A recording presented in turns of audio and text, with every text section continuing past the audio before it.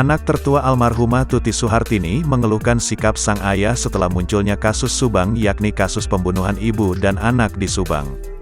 Yoris menyayangkan sikap ayahnya, Yosef, yang tidak pernah mengikuti pengajian rutin yang digelar oleh keluarga Tuti Suhartini, 55. Menurut Yoris, semua keluarga dari ibunya pun turut kecewa atas tindakan Yosef tersebut yang tidak ada rasa simpati kepada kedua korban. "Ya, kecewa ya jelas.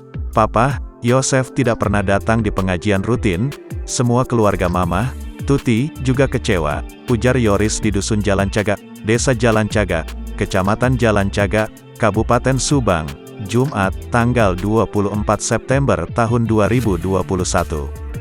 Bahkan, Yoris bersama keluarga Tuti semakin kecewa lantaran Yosef masih mementingkan bermain golf saat keluarga semua sedang berduka karena kasus Subang. "Enggak tahu, Papa, Yosef bisa sempatnya main golf dibandingin mendoakan Mama sama adik saya. Kayak kami semua tahlilan, dia main golf," katanya.